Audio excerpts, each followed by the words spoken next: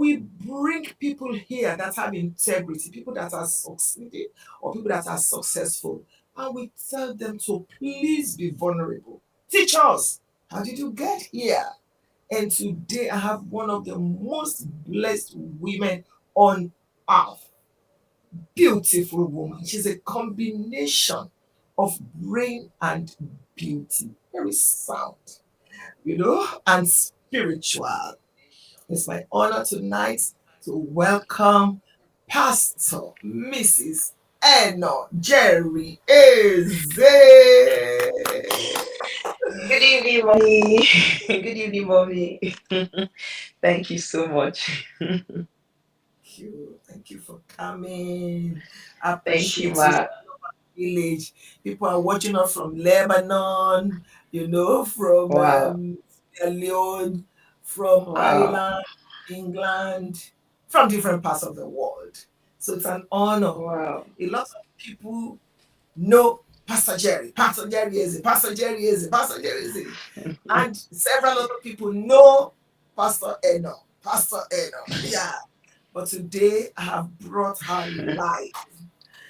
Yes, I know you're going to have questions, I know, but I'm the one leading these questions. So France, Nigeria, hey, you see them? They're typing, we are there. Oh, uh, Canada. Thank you, everybody. wow. The Lord bless you. Welcome again, Eno. Such an honor to have you Thank you, here. ma.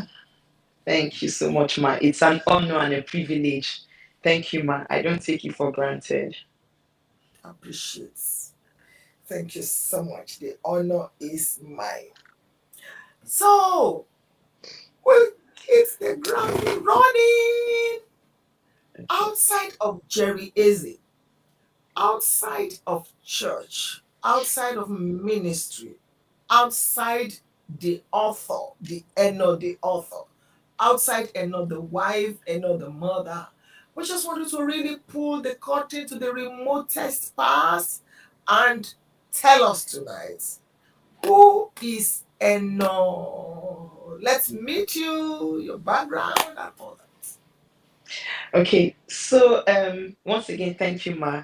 Eno, who is Eno? Eno is a young girl that's Uh, I'm from Cross River State. Actually, a lot of people think I'm from Akwa Ibom, but that's my I'm from Cross River, but I'm married to, an Igbo man. And so the language we speak basically is Efik, so I'm Calabar. And I grew up in Nsuka. I grew up in UNN. My parents were lecturers, so I was a campus kid, and I speak Igbo. I'm more conversant with the Igbos because I grew up with them. So I usually think I'm even Igbo. And I'm just a young I'm still a very young girl at heart. I'm very naive. As far as of course I don't know anything yet. I'm very naive. I'm still very innocent.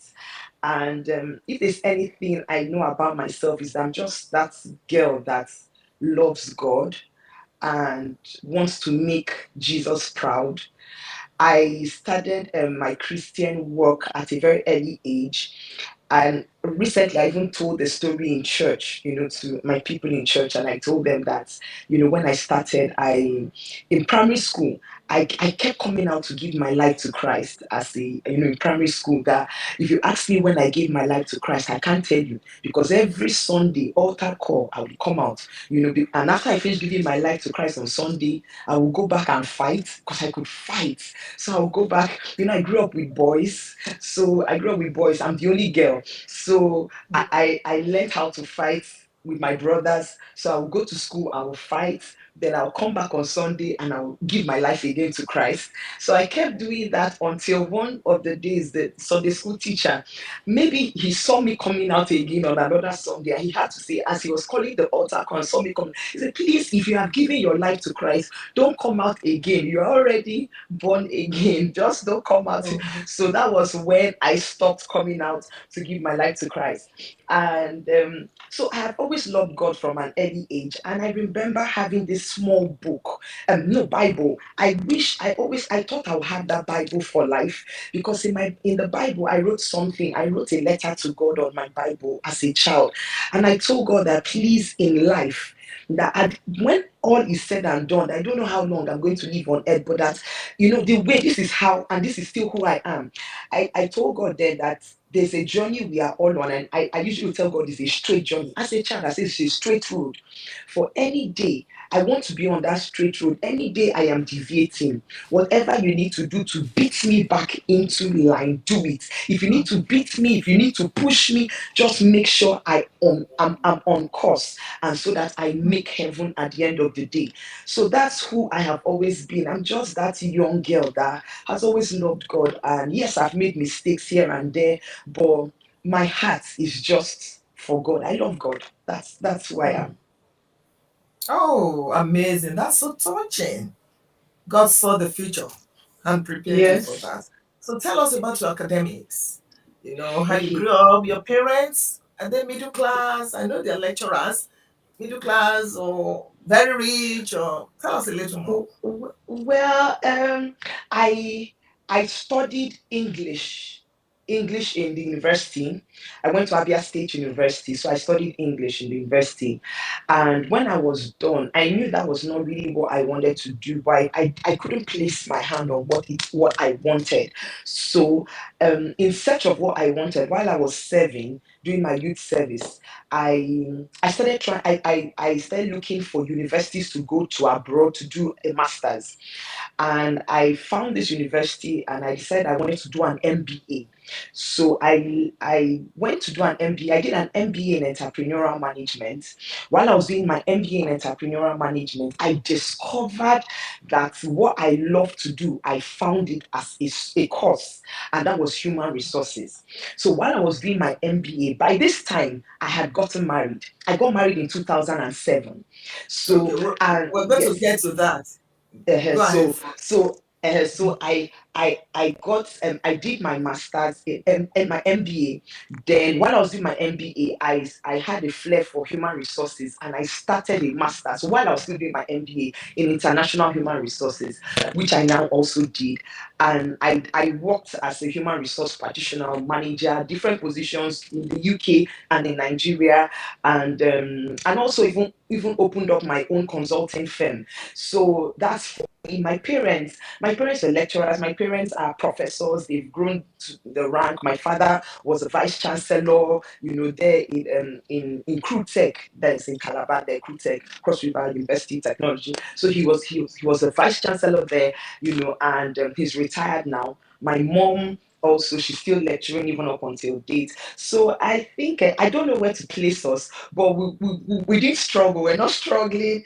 I would say we're rich, but we're not. I don't know where we went, but I lived a very comfortable life. I was comfortable. I had drivers, had cooks, had people doing things for me. I don't even think I ever really cooked in my mother's house while growing up. There was always someone to do that, but I used to stay in people's houses, so I did more chores in the homes of other people than I even did in my own house. So I think Mm, that's basically my education. fantastic. First Corinthians 1 tells us from verse 26, but you see your calling, they are brethren, Yes, not many yes, nobles. They are uh, not many, but we still have them. uh, So you are one of them. yes. Thank you. I, You were going to say something? okay, I said I don't know, but yeah, I was comfortable. God is good. Yes, without feeling guilty. It's not your fault. God Mm. decided to make you that, and we're glad. We're glad to have that I was, story. but mommy, I was comfortable, but I was a very independent young girl growing up. And I think that also, by the time we continue talking, you see how that actually affected me. Because I was comfortable, but my dad wasn't even the kind of person was that likes to give, if we're going to write a list, like I went to boarding school. I went to Federal Government Girls College, Calabar. So I went to boarding school, and I actually did my GS1 in university secondary school there in Osaka. I just did GS1, and my father just came one day and said he's taking me out of there, and he's moving me to Calabar, and I was wondering what I was going to go and do there, and it was a boarding school. So that's how he pulled me out. But that was still part of God's plan for me, because you know what? While I was, I told you that I had given my life to Christ, and there were prayers I used to make as a child, and telling God, if there was anything that was going to get me off track, He should put me in line. So at that time, I started having some friends that were the wrong kinds of friends. My as children. So in by JS1, I already had friends that liked partying, that liked, so they'll do party, and these parties that we go to, they'll switch off the lights and they'll put on blues and you'll be dancing at that age. So I started having friends that were not the right kind of friends that I needed in my life. So by that time, my dad just came one day and told me, you know what, you're going to Federal Calabar. And that was the best decision that he took for me at that time. Because what he did was that he disconnected me from the people I did not need in my life. So as soon as I got to Calabar, it's as if my brain was just realigned again, and I found myself again, and I started my journey, well with God. And by the time, whenever I'll come back for holidays, there was no interest. I didn't have the interest anymore to relate with these friends anymore. So even when they'll come to my house and knock, I will hide in my room and tell my siblings to tell them whether I'm not around or something, because I just didn't want to, associate with them again. And that was one of the most beautiful decisions I took, because if you look at my life and their life, you discover that, God just knew the end. And He was just helping me to take, helping me, whether through my parents, to make the right decisions so that I don't get it wrong in destiny. Wow. Amazing. God bless your father. Again and again. Yes. So how did you meet Jerry? So our story. Now, I am that young girl that I started praying concerning marriage very early. I started praying I know at the age of 15, I was praying concerning marriage at 15. Now, I came from a family, my background, my parents, I came from a family that I saw my parents fight. They fought a lot as we were growing as children. So because they fought, it got me scared, and it got my siblings scared. Usually when my parents are fighting, we'll be crying. But as we kept growing up, we stopped crying, and we're now the ones, mommy, daddy, stop, we now became ones in between, trying to separate the fight. So because of what I saw, I am, people that go through this type of experience, one or the other thing happens to them is either they want to get it right in marriage, or they are put off completely from marriage. And I think you find more people on that end, you're just put off, you don't want it, or maybe you repeat the same things that you are seeing your parents do. So my environment had a lot of role to play in my upbringing, and it really affected me. So I started praying at the age of 15. I started talking to God about marriage and telling God, you know what? I want a peaceful home. I want to marry a man that will give me peace. I want peace. I wanted peace so much. I started praying and fasting that early. And also, let me even do a little bit of a deviation. Now, when I finished secondary school, the natural thing to do for children that grow up on campus is that you go to the university there. Campus kids usually will go to, and this is UNN I'm talking about, that's University of Nigeria and Soka. So it was, it's a university that you want to be associated with, and that's what my parents made themselves. So they are both lions and lioness. That's their school. So it was natural that I should go there. My elder brother went there, was already in university. Then I took JAM, and for some strange reasons, well, I did not get the cutoff mark for the course I wanted to that first attempt. So the idea would have been, what my parents told me was that, okay, you will stay back and take JAM again. So they went and they started planning on me doing like a computer, going to a computer school or something, just to keep me busy. But I had these friends, as in older friends, but from church, that were also a born again. And this one thing God did for me, God always placed strategic people in my life to help me, make make decisions that will take me further in life. So these people, one of them came and met me and told me, you know what, this is a critical time in your life. Why don't you start praying and telling God that He should use your parents, since your parents are the ones that take decisions for you right now, use your parents to take the right decision for you now. So I started praying that prayer. I started telling God, God, I don't know what it is right now for me, but please use my father, use my mother. One night, my father comes back and he tells me, you know what? You're going to Abia State University, Uturu. And I looked at him, I said, where is Uturu? Because Uturu, I have never known of a place called Uturu. Where is Uturu on the map of Nigeria? I did not know. Abia State, I did not even know. So I'm like, where? This is UNN I'm supposed to go to. Why are you now taking me to Abia State? But you know, there was a prayer I was praying at that time. So that's how my father just came. He didn't even come, he didn't meet me to negotiate. He just came to tell me he had gotten everything, admission, and just told me the next day you're going there, go there. And that was how I left. And I went to Turun. So when I got to Abia State University, that was where this journey started. And surprising, that is where I met my husband. That was the university my husband was in. So as far as I'm concerned, I just believe that God took me to Abia State University just to meet him.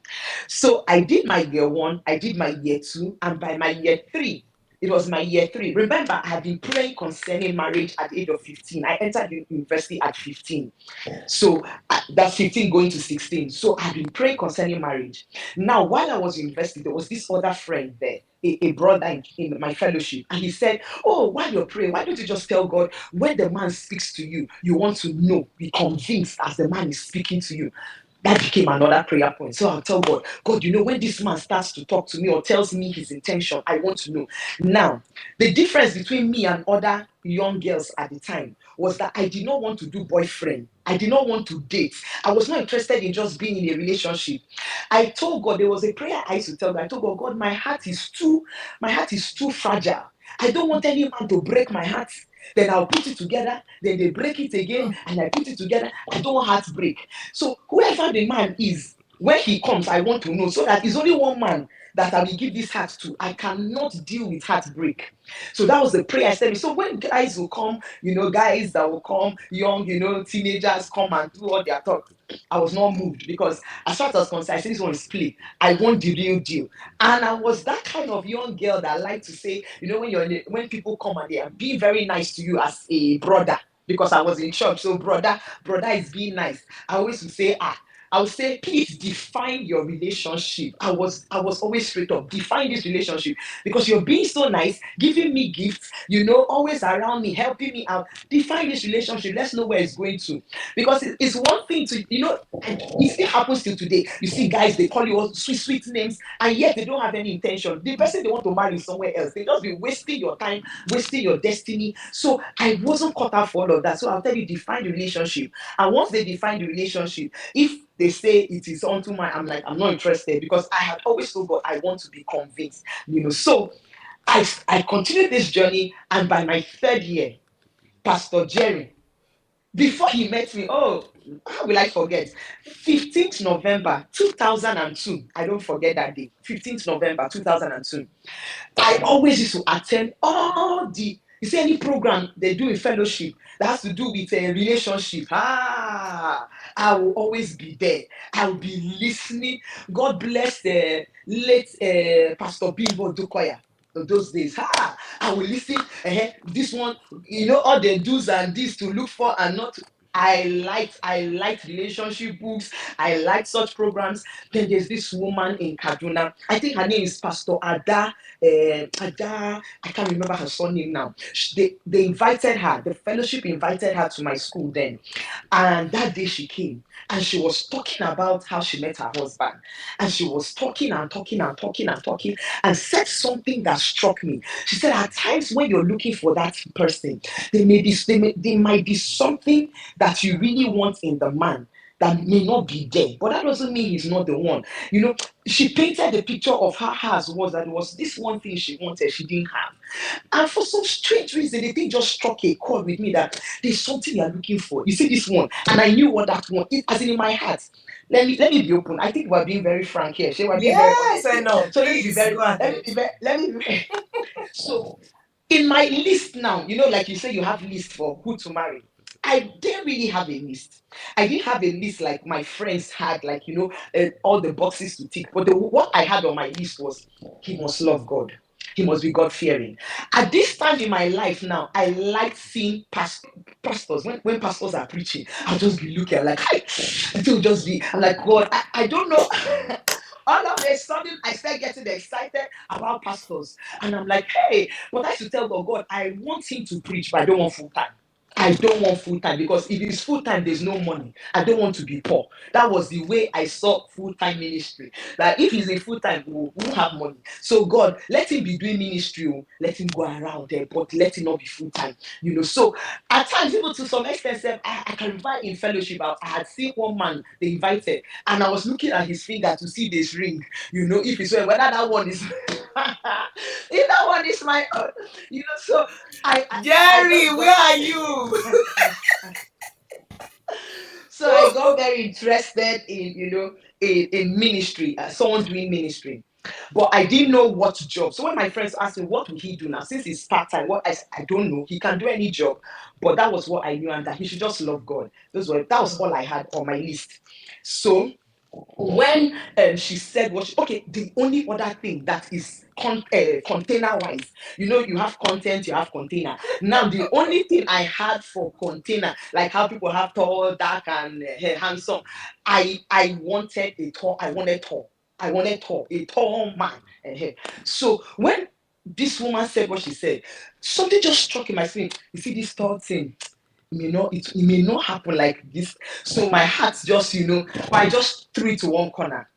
Then she now said, so for your marriage. Some of you, the man already knows, but he's finding difficult to meet you. Call him forth. So we started a prayer of calling him forth in that meeting. See me praying. Hey, mommy, I pray. I call you forth from the north, from the south, from the east, from the west, wherever you are. I was calling my husband forth. I did not know that he was in the same university with me. I was not even thinking where the person is coming from. I was just calling forth. I called him forth. I sold my last money, university. The only money I had remaining, I put it as my seed that evening. Then by the next morning, 16th November 2002, I woke up that morning, and for some strange reason, I just told God that morning. Okay, I saw my friends. Me and my friends, we sat. Like how girls will gist. We sit down, we gist. They called me to come and eat in their room. So I went to eat. We said gisting. Remember what she said. Remember, the type of things we do. Just going through all the woman has said. And my heart started beating again concerning that one thing that I wanted. My heart just started beating. I started getting uncomfortable. And I told them, okay, I want to go and rest, because I was a Sunday school teacher at this time. So in our church. So I went to my hostel to rest. And while I went to rest, I told God, wherever this man is, I want to see him today. I don't even know how I made that prayer. I said, I want to see him today. Not even minding. I wasn't thinking that the person was even within, as in like a student. But how, the spirit of God in you just say things, and you just know this is just the spirit of God that's at work in you. So that was what I just said. And I slept, woke up, went for Sunday school, finished Sunday school. By this time, my husband was the pastor of All Saints Chapel of Redemption. He was a pastor of the church, the university's church. He was the pastor. So, and he usually will come in once in a while when we're doing Sunday school, he has always known the Bible. He has always been a teacher of the word. So he will just come to give us some, inputs here and there and guide us. So that day he came, listened to what we were saying, added, and as I was about going, he said, oh, you know what, that he wants to do something in my hostel. He used to stay off campus. Off campus where people we consider that had money were the ones staying off campus. But remember, I told you, like my dad will not give you money. So you will struggle, you will just manage. So so he said he wanted to do something in my own hostel. My own hostel was the main hostel at the time, Abiola hostel. So he had both the males and females in that hostel. So he wanted to do something in the male side. So we went together. And he asked me, he said, so how was the program? Because it was my church, my fellowship that organized that program, the relationship program the previous day. Oh, how was the program? And I was talking and talking, telling him everything this woman said. He now asked me a question. So what will you expect? The man that wants to marry, how do you want him to talk to you? What will you want him to say?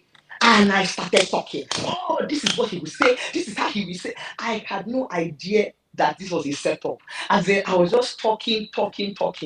By the time I finished talking, he now looks at me and he now tells me, well, this morning, I woke up this morning and that God told him that he must tell me. Now, see the thing. He knew God told him about me. This was in November. In July, I think that was in July, he came to my fellowship for a program. And while they were introducing those of us in leadership, in the women leadership, they introduced me. That was what he was now telling me later.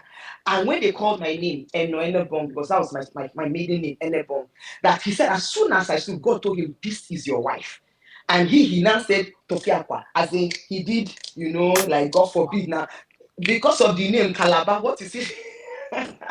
So Oh God. he knew months ago about me, and he never told me anything. And he had been seeing me, but I wasn't even friends with him as such. So he told me, but for some strange reason, that morning, remember, I have called forth my husband the previous day from the north, south, east, and told God I want to see him on that day. This time he just appeared. So my own story is just so, divinely orchestrated. Just see the hand of God. So this was how he just told me, oh, he did not propose. Oh, brother, he did not do. He just told me God told him.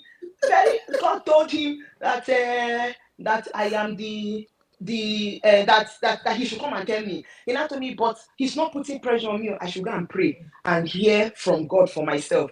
And all I was just hearing when he was talking to me, he is short. He's not tall. He's not tall. That's all that was just really Oh God. ringing in my head. And I started to cry. I was just crying. I left him. I cried and cried. I couldn't pray. I was crying and crying. That was all I could see. I could think of the height. I kept crying. Until one day, I just told myself, you know what? Oh, yeah, pray. Go and pray. So we had somewhere we called the bush that people used to go and pray. Say bush. But people go there, quiet, solitary place. So I went in there and I prayed. The day I went to pray, imagine, mommy, I went to pray and my plan was go and ask God questions. But I just entered there and the next thing I heard myself saying was, okay, God, if this is your will, then that's fine. That was what Oh. I heard myself say. And immediately, I have only had this experience maybe 2 or 3 times in my life till today, whereby you feel like something literally lifts from your chest and drops. I've not had the experience just about 2 times in my life that thing has happened to me. And that was the first time it ever happened to me. Something just lifted from my heart and dropped. And I felt peace. I felt so at peace. By this time, mommy, there was this brother I was liking in school that I liked, and I was wishing he would propose to me, that he never proposed. So at this time, I now say, God, but if it is Pastor Jerry, then this brother that I've been liking, uncle, what is make me know that he's not the one? That day we had fellowship. We went for fellowship. We finished fellowship. This brother meets me. As usual, let's go and eat like we will normally go and do with other people. That day we went to everything he was saying. I was irritated. The way he would talk, I'm like, how he's sounding. While he was eating, as he was the way he was eating, I said he eats. I can't live with this type of man. But this is Oh God. somebody I have done this thing with over and over, and I never. It's as if something like a scale just left my eye, and I started seeing him differently. And that was how I just knew, you know what, that's it. So we started our journey. 5 years. We went out for 5 years before we now finally got married, and that's where that's how it came. Woo! Ooh. This is amazing. You need to read the reactions, the responses, the comments. Oh, thank you for being so vulnerable. We've been so blessed. So blessed. There was a time I met you. Both of us were speakers in Abuja. Mm. Yes, ma'am. Thank Reverend Samuel. And then you shared a story. I remember you said you wrote a book actually. Yes. And you said how I almost ruined my marriage. You want to Yes. share a few things with us about that? What Okay. happened? All right. So, mommy, now coming to my book, yes, I remember that time, and that was I think that was 2017. I wrote that book in 2017. Okay, so I told you of how I was praying for a peaceful home and I wanted a peaceful marriage. But unfortunately, I didn't know that I wanted peace, but I was not a woman of peace. It was something I wanted, but I didn't have peace because of remember my upbringing. So because the environment I grew up in, I didn't know that it had played a role, or it had impacted my life negatively. Because wherever I went to growing up, people liked me. I've always been someone that, I know how to smile. I've always had a beautiful smile, but I had anger issues. I used to be very angry, very angry, very angry.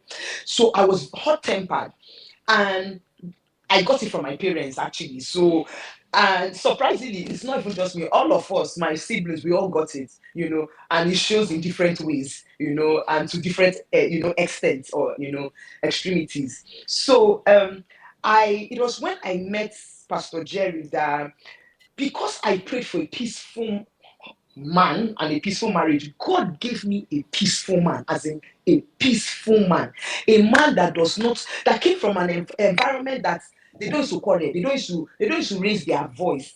So God gave me what I wanted, but I wasn't fit for what I wanted. As in, it's like you're asking for something, and you don't get ready for what it is you want, or you don't ask the question. This person you have prayed out, what will this person be praying for? Because you need to meet that person's own needs as well. And that's the mistake a lot of us make. We pray for things, we ask for things, especially when it has to do relationship, marriage, but we don't even ask, okay, so if I want dark, tall, and handsome, so what would dark, tall, and handsome want in a woman, or what would this person want in a man? So I didn't do that. I didn't know that. So, and sincerely, I didn't know that from the place of innocence, and that's something that a lot of people now are getting to know. We are telling people now, don't just ask and just build that picture. You become what that person wants. So I started this journey with him, and he was the one that started pointing out things about me that was not working. I was very disrespectful. I was, like I told, I was an angry person. I was disrespectful. I was a bitter person. Bitter, as in bitter. I didn't even know I was bitter. He's the one that made me even know I was a bitter person. So, things can happen. I don't talk about it, but it's as if it's locked up somewhere inside of me. And, bitterness, I usually will say, even in my book, I say bitterness is the elder brother of anger. It's the elder brother to anger, because it starts with anger, then it graduates to bitterness. So if you don't deal with anger, it will graduate eventually to bitterness. So that was just where I was, that space. And I was very opinionated.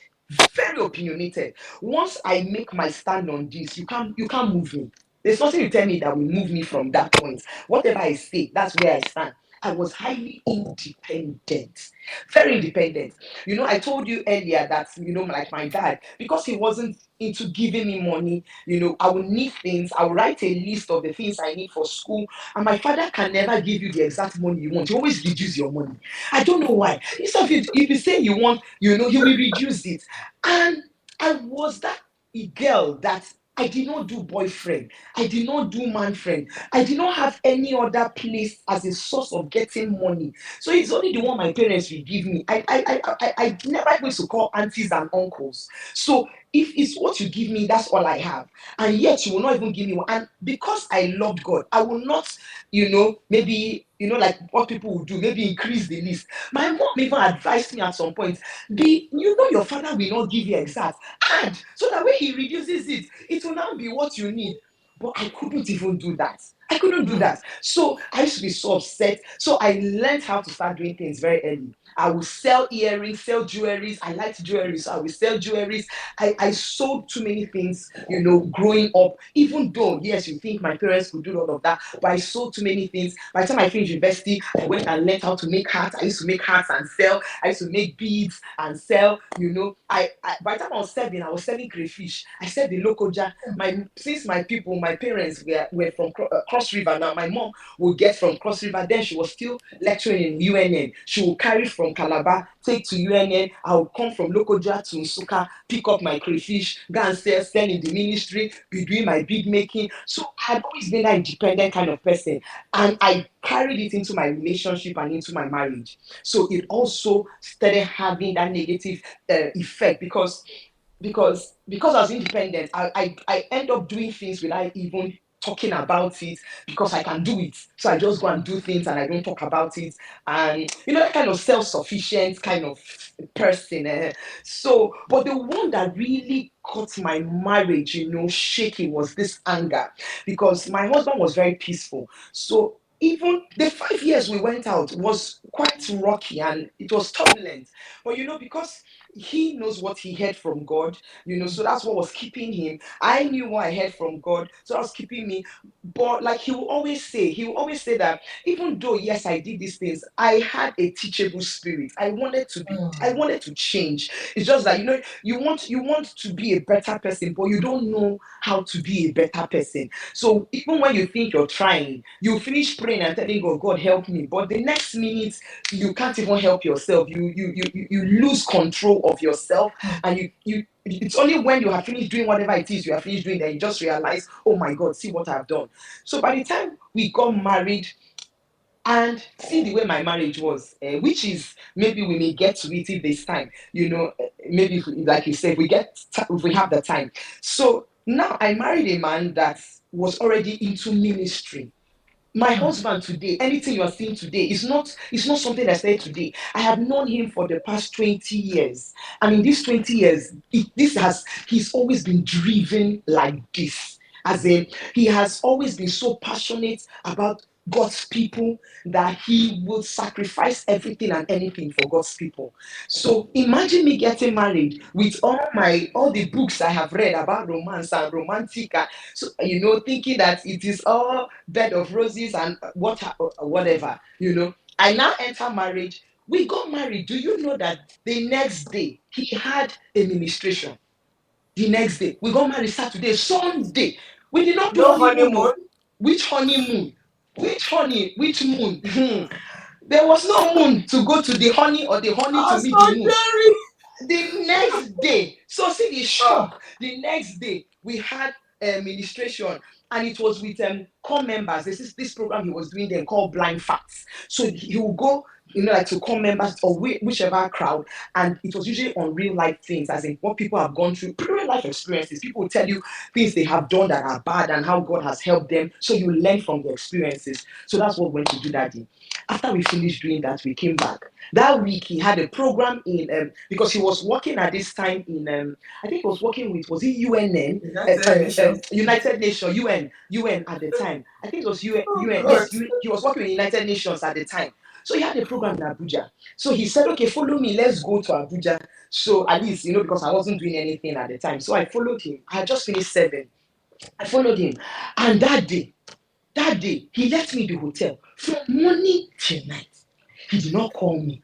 He did not even ask if I would eat food. What? Nothing. He just abandoned me. Then imagine the woman in me. Oh, Jesus. The woman in me. I sat down in that hotel and I was fuming. Boiling. I had a whole day to boil. So I boiled. Nobody to talk to, just boiling, waiting for him to come back. So you can imagine an angry person as I did, what I gave him that day. Oh God. As he entered, I don't even know if I greeted him that day. As he entered, from my face, you already know that there's trouble. Fire on the mountain. And I started. The thing is that angry people, most times we don't remember what we say.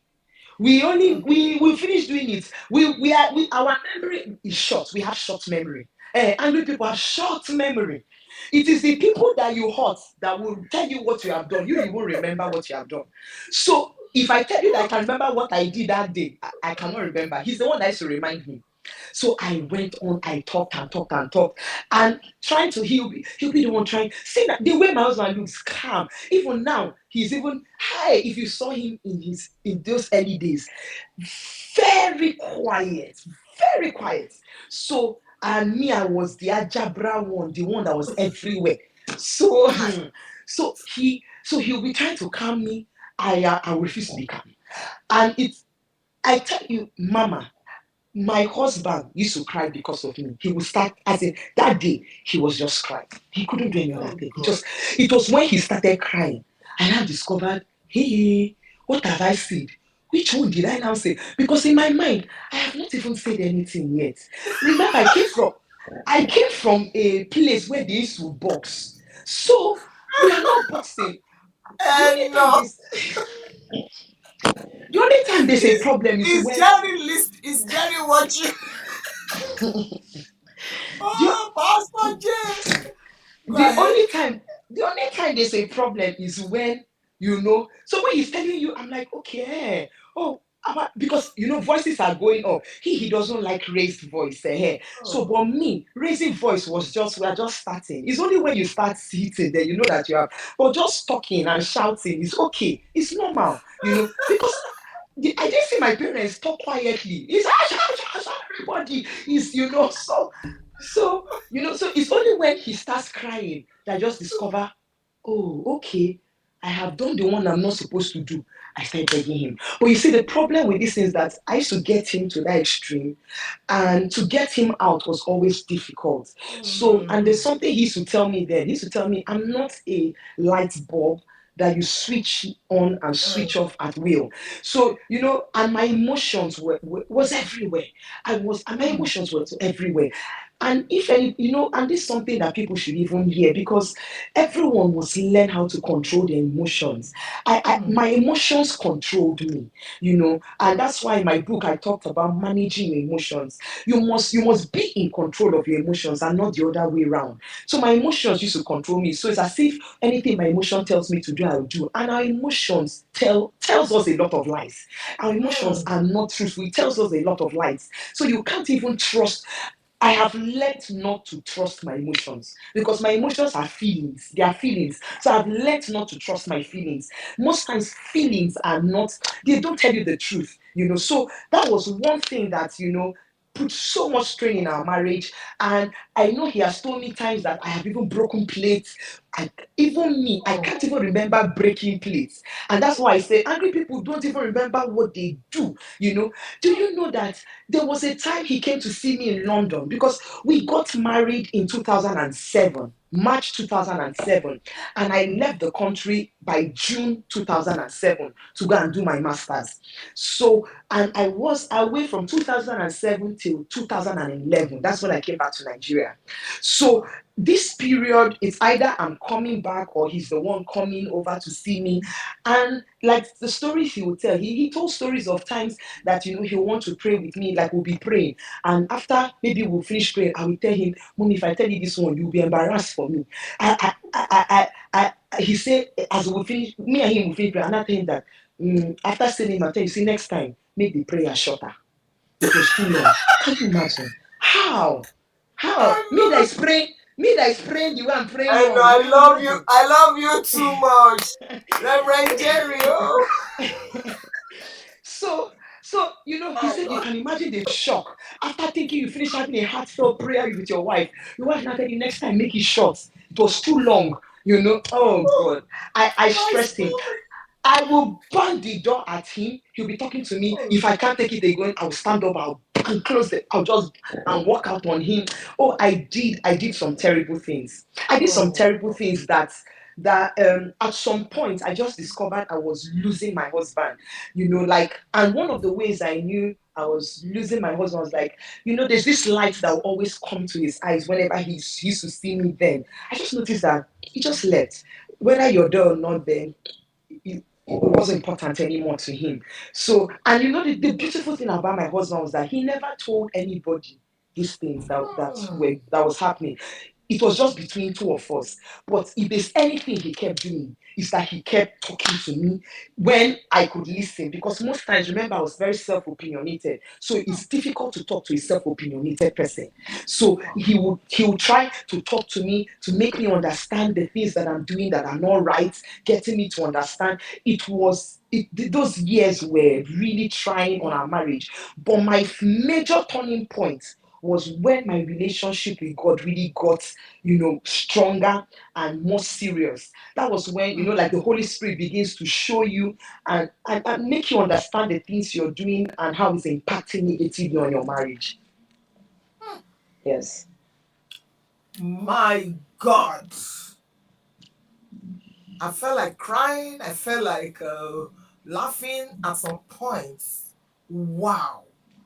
Thank you for sharing this.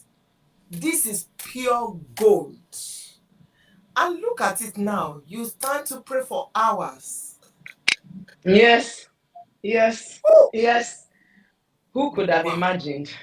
Mommy, who could God have imagined? bless It's Pastor Jerry again and again. And yes, thank amen. you, thank you, Eno. You have no idea what people are writing. Oh my God. Ah, my tummy. I'm almost speechless. Where can we get your book? You need to let the people know. That book. Enojerry.com. I have my website, enojerry.com, and it's also on Amazon. Actually, it's on Amazon. For those And abroad, the it's on title Amazon. again. The title is I Almost Ruined My Marriage. This is what it looks like. I almost ruined my marriage, my true life story. Enojerry. I almost ruined my marriage, my true life story. Enojerry.com or on Amazon. And please Yes. follow her on Instagram, on all her social media platforms. Eno Jerry 02 Enojerry 22, 22, 22. 22. Okay. Yes. Oh, I just didn't want you to end. Okay. Thank you for being so real. What does it feel like to be married to this kind of a popular global man? You are a Hmm. leader that is married to a leader, but now this is on another level entirely. CNN featured, NSPD. Yes. PPD. Aha. So, what does it feel? I think for me, sincerely, I see it as a privilege and an honor to be married to Pastor Jerry because I am not I don't know how to put it, but I have always considered it as a privilege. Um, Whenever I think of what is going on right now, I it always takes me, back to how I grew up. And mom, if you knew me, my story, I was the least likely person that you would put in a place like this. As in, yes, I know that I've always loved God, but I've not been. I wasn't. My parents are very intelligent. They are professors. My parents are very smart.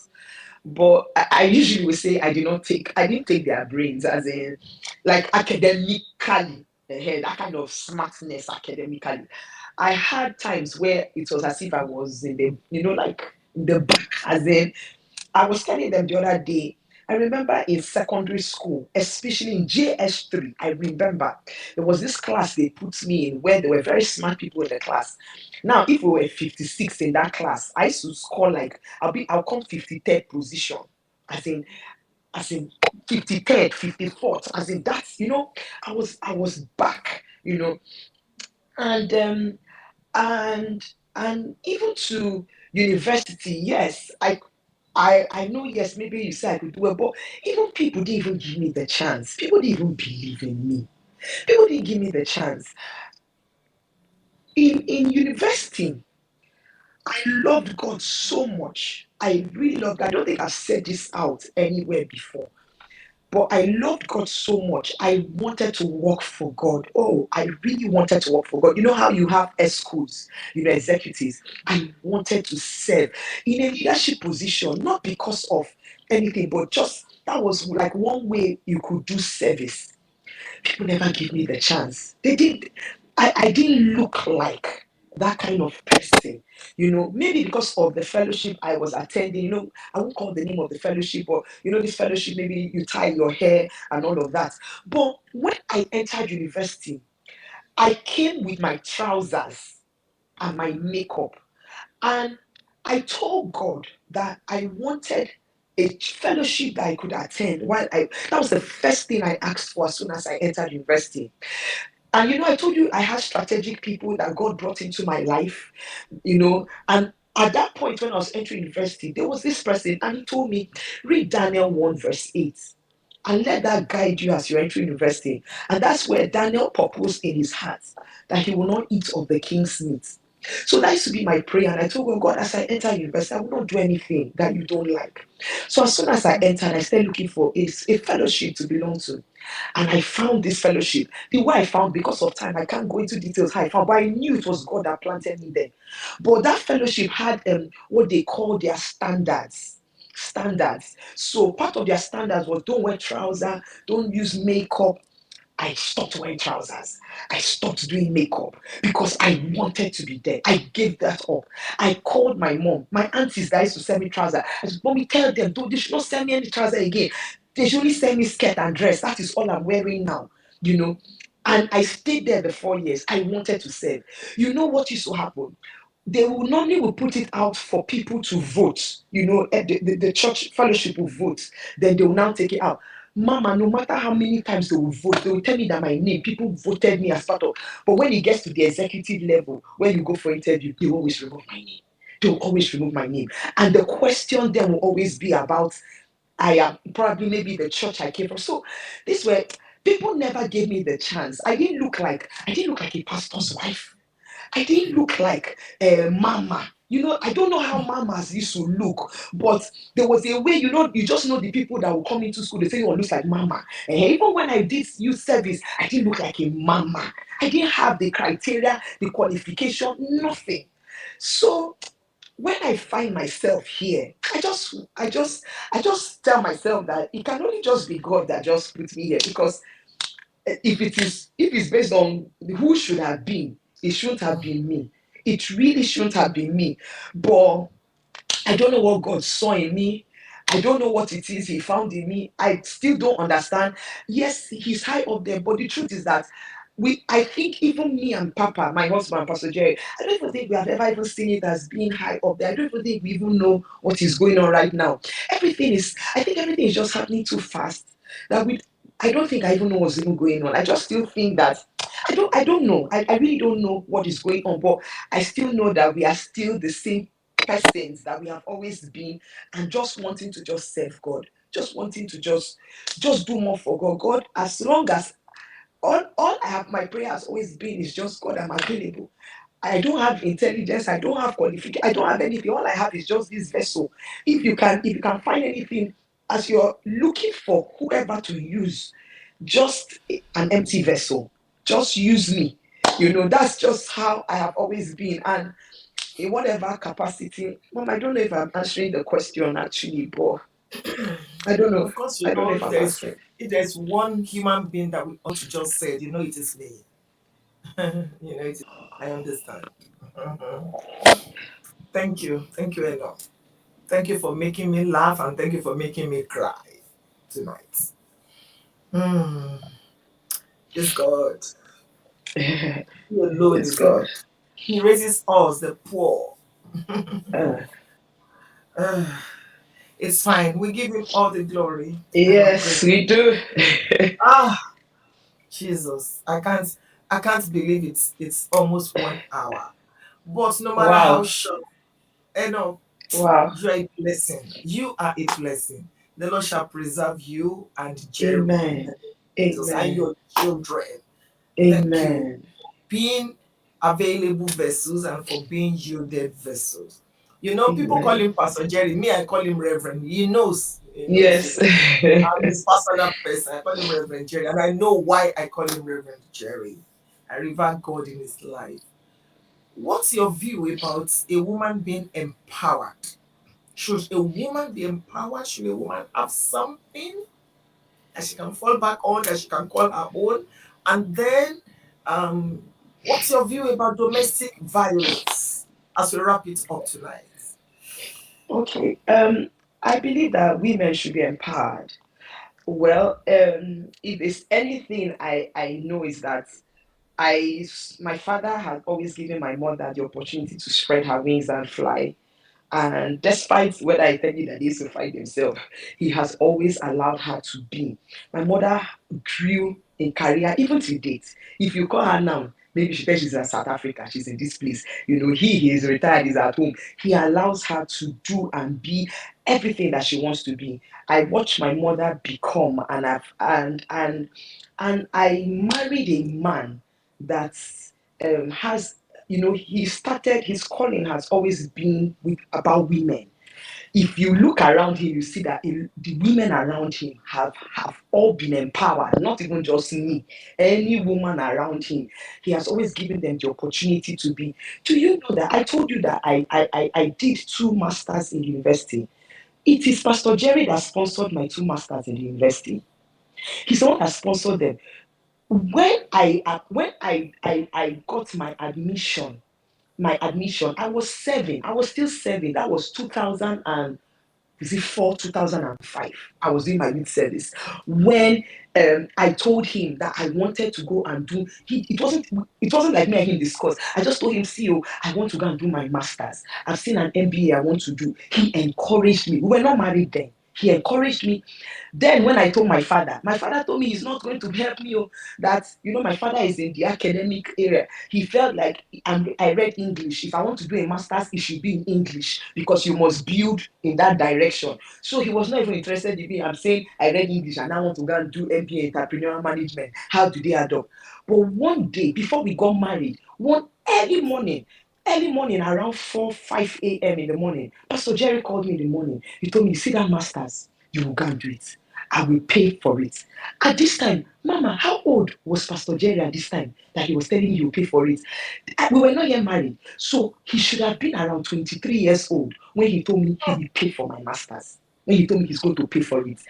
And true to his word, I don't know how, I've never even asked him how he was able to put that kind of money, this abroad, London, put that money together. Because I never even asked him how he did it. He's the one that went out, as soon as we got married, he got my passport, went out. That was the first thing he did as soon as we got married. He did the newspaper, whatever, got my passport for me, did everything, paid my tuition fee, everything. I went there. While I was doing that masters and that MBA, and I now said I wanted to do international human resources. When I called him, I told him, that thing I've been saying I've been looking for, that my passion, that now I have found it is this. He said, is that what you want to do? You will do it. He sent me money again, my school fees, he paid everything in full. So I don't know. I'm sure he must have borrowed money. Till today, God be my witness. I never asked him, how did you even do what you did? Because it just looked, and how old were we at this time? In our 20s, barely trying to. So I have stayed with a man that has.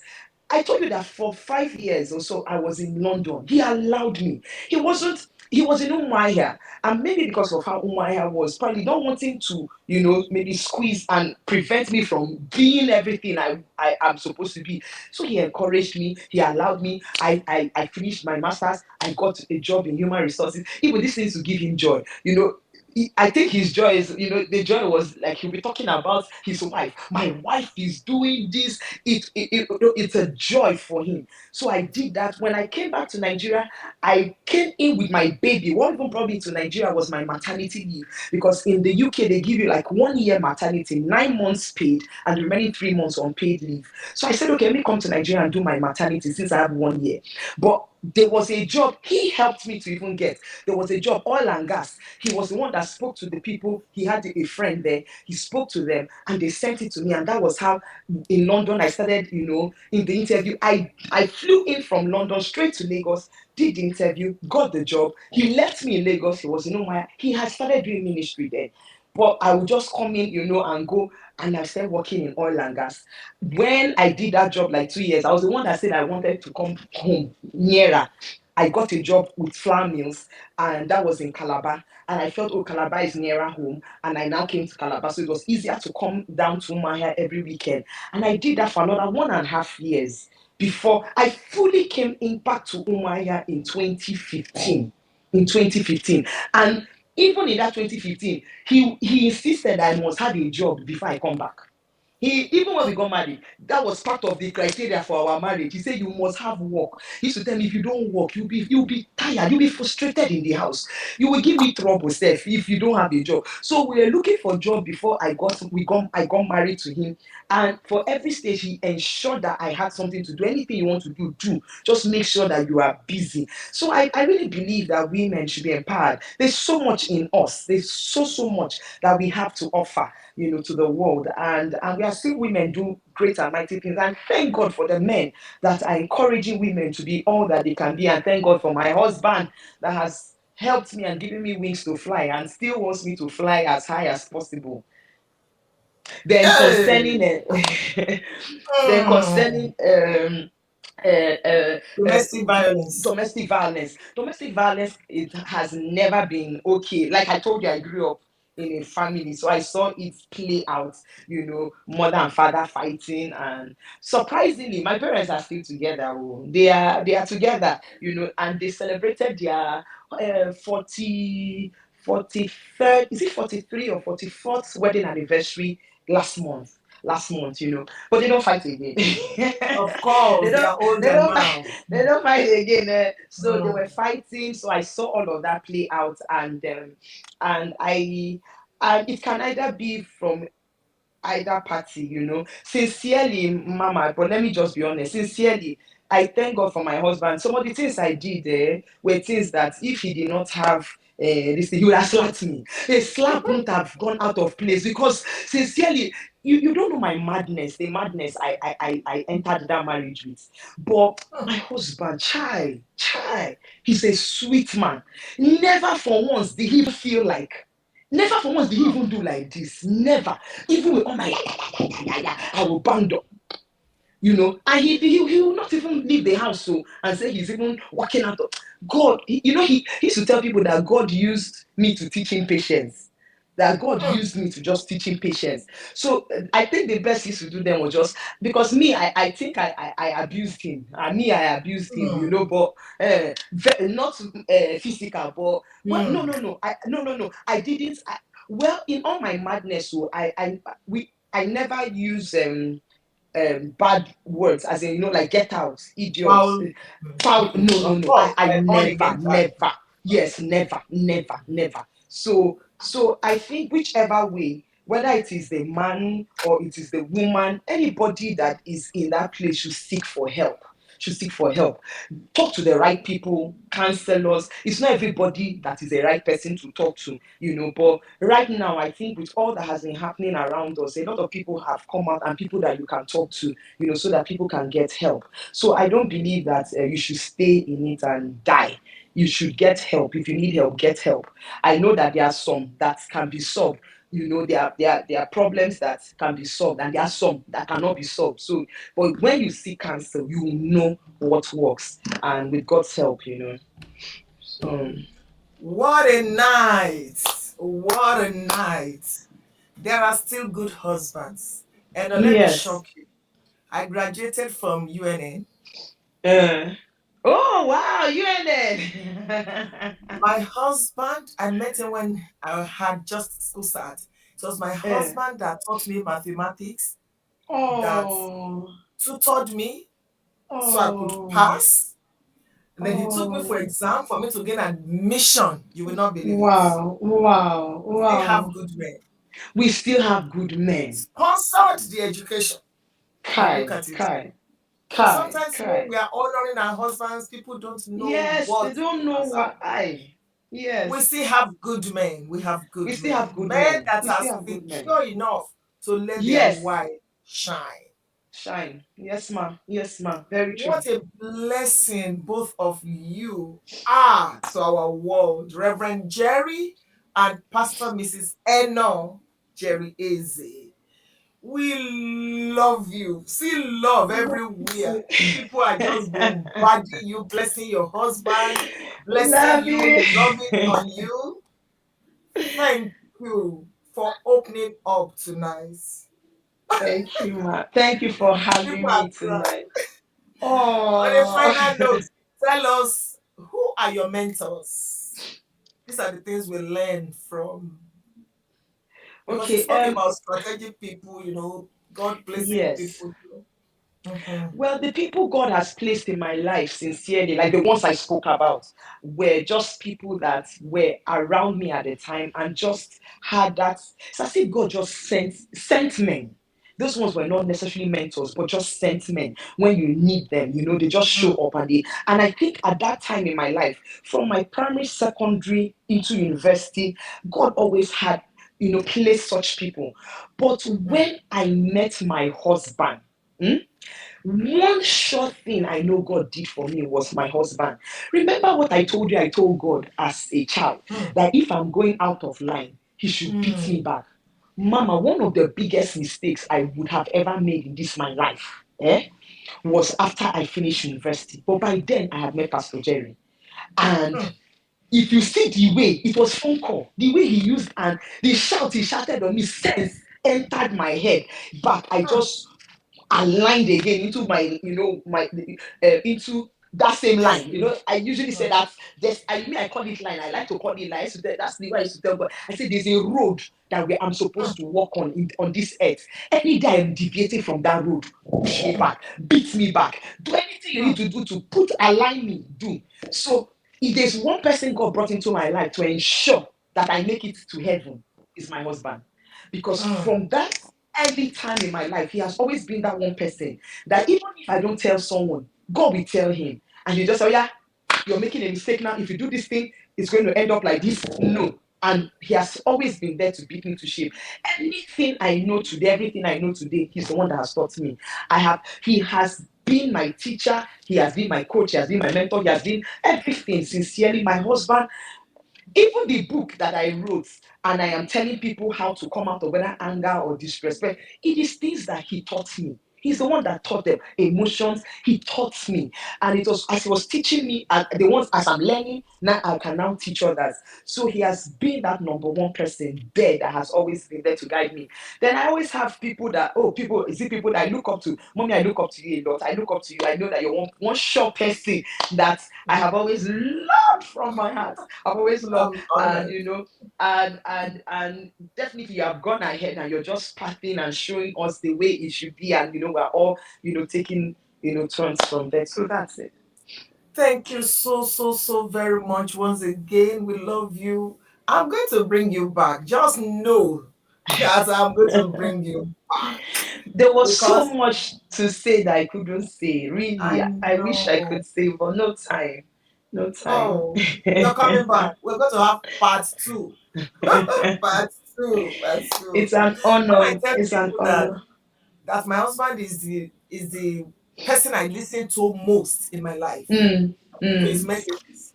Yeah, there yes. are other men of Yes, God I that, do. but that's Mm, my own man of God. Some yes, people he is. wonder. So we are normal. We are Yeah, normal. yeah, we are There are normal. still Yes, good. ma'am. There are still good men.